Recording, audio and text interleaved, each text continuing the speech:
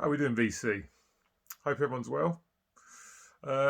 Today's video is my response to the Metal Tag 2021, the questions that were put out recently by Scott the Rock Scout. Put out a bunch of really good questions, so I've been thinking about what I'm going to do for this for the last few days, and that's what today's video is about. Before I get started, many thanks as always to everyone who watches, subscribes, comments, likes, all that good stuff. Slowly picking up more subscribers at the moment, so that's all good. So without any further ado, let's get started on the first of Scott's questions, which was music which is spoiled by the vocals. 6 Feet Under. This is their album Torment from a couple of years ago. Yeah, if you know death metal, you know what a legend that Chris Barnes is. And for me, back in the day, he had the best voice in death metal in the early 90s with Cannibal Corpse. I just loved his vocals. They were so low, so guttural, so deep. But now his voice is just completely gone. I mean, obviously I still enjoy listening to them, but the vocals aren't great anymore. He hasn't got the voice that he once had, unfortunately. But yeah, I still enjoy listening to him, but Chris Barnes definitely doesn't sound as good as he used to, which is a real shame because he had an absolutely outstanding death metal voice. So that's answer to question number one. Question two, an album let down by bad production. Alice Cooper's Constrictor. I love this album, but production-wise, it is not good. One of my favourite Alice Cooper tracks on this, Teenage Frankenstein. There's some other good stuff on there, like Thrill My Gorilla, Give It Up. And it's got He's Back, the Man Behind the Mask, theme from Friday the 13th on the end of it. An album that I really enjoy, but not good production-wise. To me, the drums don't even sound real. They sound like they're done by a drum machine, and they may well be. I'm not sure, to be honest. But the drums on this don't sound great at all. Bass is pretty much non-existent, and the guitar sounds okay, but not the best. The vocals sound fine, but on the whole, not a great album production-wise. And I'm not really enjoy it, but not very good production, must be said. Band that suffers from a weak member. I'm not going after vocalists here specifically. Dokken, this is Under Lock and Key from 1985.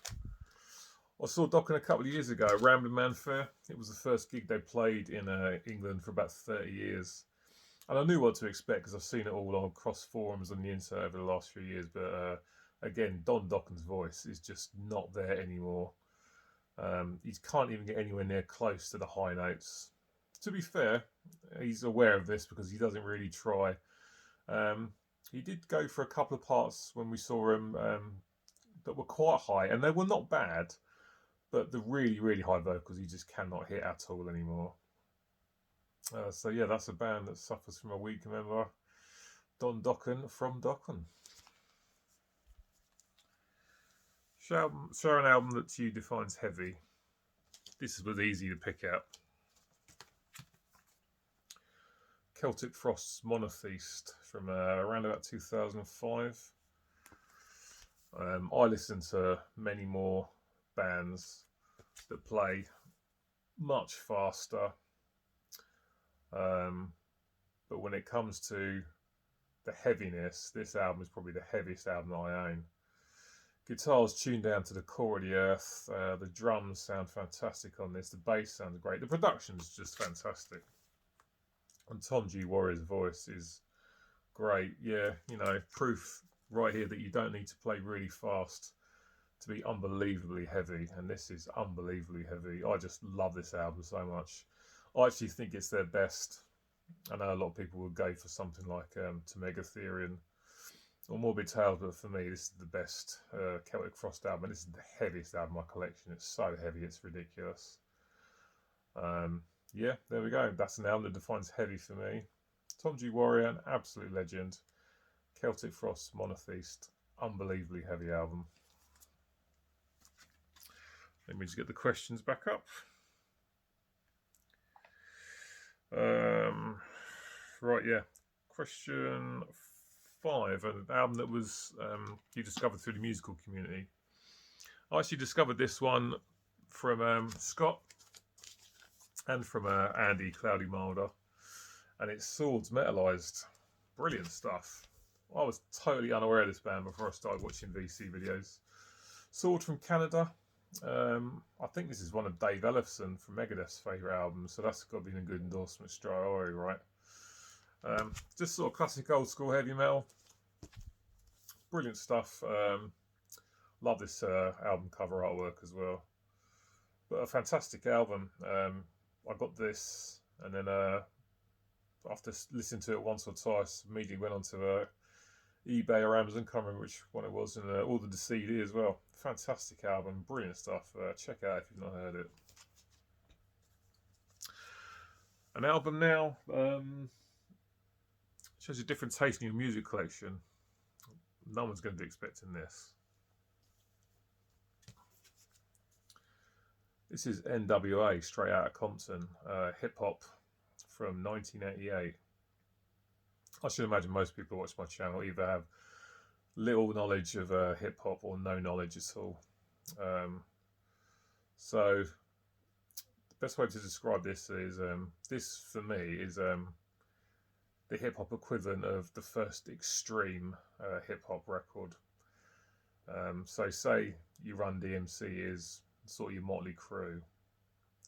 NWA was like your Metallica Kill 'Em All. It was a real step up. Gangster rap, guys from South Central Los Angeles talking about what was going on in their neighborhood. Just a completely different thing to what had come before it. This is brilliant stuff. Title track's amazing. Gangster, gangster, if it ain't rough, express yourself. Compton's in the house. I don't really care for hip hop past around sort of 1995, but this is essential stuff. Like I say, this is the extreme of hip hop when it first came out.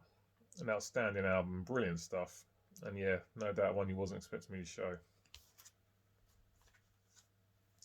A gem from your collection. This is a gem because one, you don't really see it, and two, I actually had it gifted to me by my friend Glenn. He bought it at a car boot sale. If you're out from outside the UK, you don't know what that is. That's basically where you buy a pitch at a place where loads of other people are going to be selling stuff out of the boot of their cars or the trunk of their cars if you're from the States.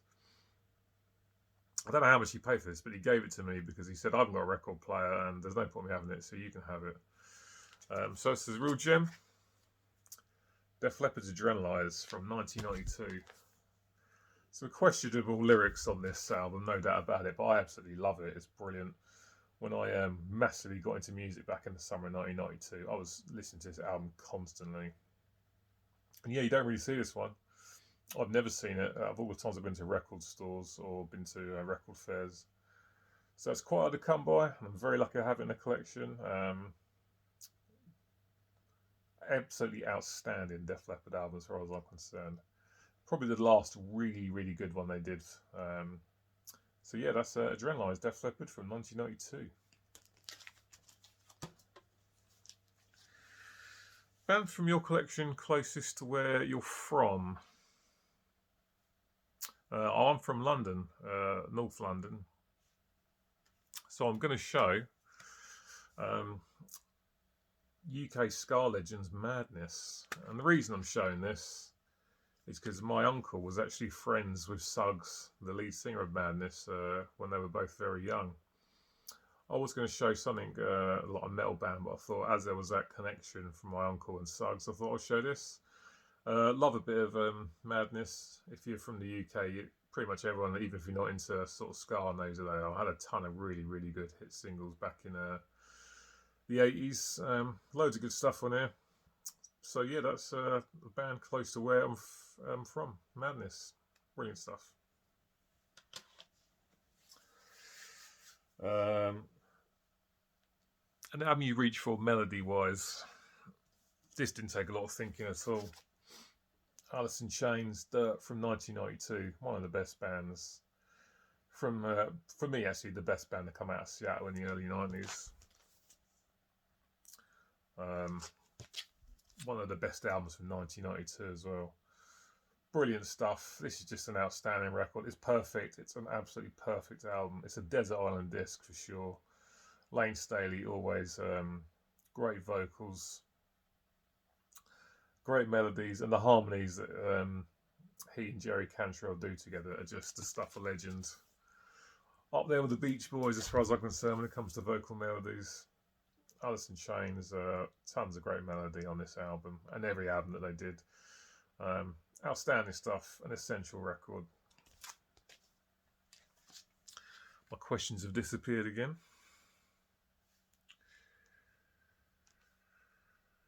Bear with me a second. Right, the album in your collection which you would sell first. I didn't even think about this because I only listened to this a couple of weeks ago. What happened was I was buying a CD from a seller on eBay, same artist, and he had this album up for sale, and it was only £1. I had it back in the mid-90s dubbed on cassette, and I thought it was bad then, and because it was only £1, I thought I'll buy it again, give it another listen. It might be much better than I remember it being. It's not. It's absolutely terrible still. It's Bon Jovi's these days. This is bad, bad, bad. Considering this is the same band that made Slippery When Wet just 9 years before, is amazing. This is really terrible. The first song, Hey God, is the only thing that sort of resembles the rockiness of the years gone by. Second song, Something for the Pain, I do really like. The title track I really like, but the rest of it is just garbage. Absolutely terrible. Really, really boring. I think there's a couple of nice sort of bluesy things Sam Bora's doing on the guitar. But the rest of it is just absolutely boring as anything. Terrible, terrible album. Hasn't got better with age, and it needs to get in the bin. Because it's awful. Which metal subgenre would you delete from existence? For me, power metal. I've never ever got on with power metal at all. I went to Bloodstock one year, and the Friday was really power metal heavy. Just, yeah, not the best day at that festival. So I've shown Manowar because a lot of people consider these to be power metal. Personally, I consider it just to be straight up heavy metal, but some people say they're power metal. But yeah, power metal for me, a little bit ridiculous as far as I'm concerned, and a genre I've never got on with, and I never will. So yeah, that's the answer to that question. Band or artist you'd like to see an album from in 2021, from the 80s? Cinderella. This is a Heartbreak Station from 1990. We didn't get many Cinderella albums. I think they put out one in 1994. I haven't got that. But I'd love to see a new Cinderella album, but I don't think it's going to happen because I don't think Jeff LaBar and Tom Kiefer get on too well these days. But one of the best albums from or bands, I should say, from the glam metal, hard rock era from the late 80s. I think they're a little bit underappreciated. And I really like this album as well. A lot of people don't, but I think this is really good. But yeah, I'd love to see a new Cinderella album this year. Probably not going to happen though. Oh God, what we got? Where are we at now? I've actually done this the wrong way around. This that was supposed to be the next question, but so the previous question was an album you'd like to see a reissue from. Didn't even have to think about this. Britney Fox, Bite Down Hard. This is absolutely amazing. The third album they did, Dizzy Dean Davidson left, Tommy Paris comes in, much better voice. Shot from My Gun, Black and White, Louder, etc, etc. I've never seen this album shown before, especially on vinyl. I'd love to have it on vinyl, but you just do not see it at all. It's absolutely fantastic. And yeah, I'd love to have it on vinyl, but never seen it. So this desperately needs a reissue, because if it ever does pop up, it's going to cost serious money.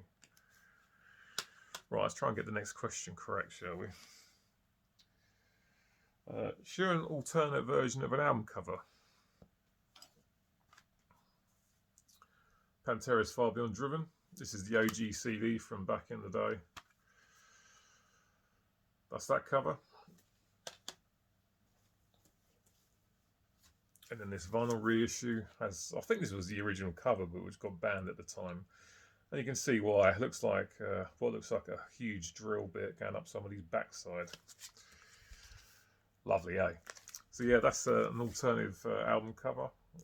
Pantera's Far Beyond Driven from 1994. Outstanding album. A band for you that defines metal. Gotta go with Judas Priest and Painkiller. Because for me, the song Painkiller is just absolutely defines metal. Everything about it just absolutely screams 110% heavy metal. So yeah, I'm going to go with Judas Priest. Could have easily gone with Iron Maiden or Black Sabbath. But for me, Judas Priest, definitely the band that defines heavy metal. With the whole look and everything, you know, with the leather that they were doing back in the day before anyone else was really doing it. Outstanding band. Still putting out great stuff today. Show you most metallic album cover. Struggled a bit with this one.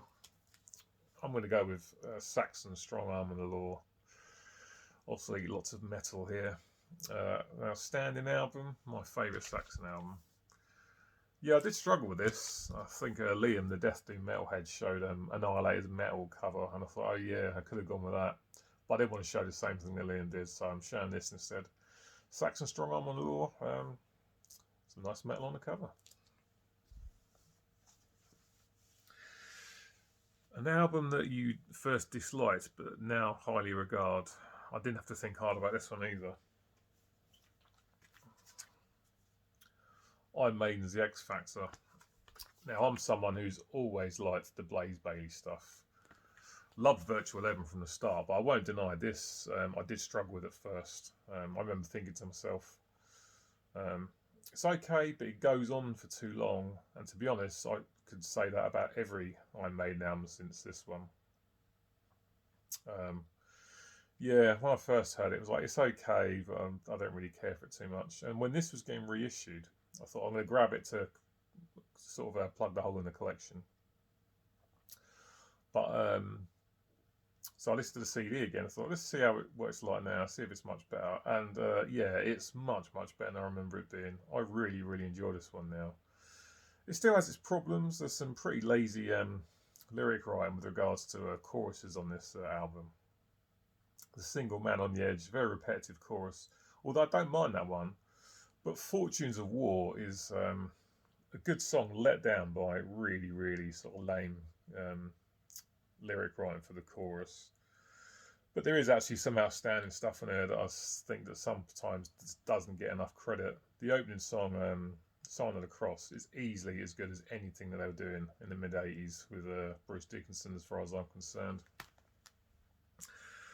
But Lord of the Flies is great as well. Look for the Truth's good. Judgment of Heaven, Blood on the World's Hands. The Unbeliever. A really good album that doesn't get enough recognition as far as I'm concerned. But yeah, when I first heard this, I wasn't really down with it at all, but now I absolutely love it. Iron Maiden's X Factor with Blaze Bayley on vocals from 1995.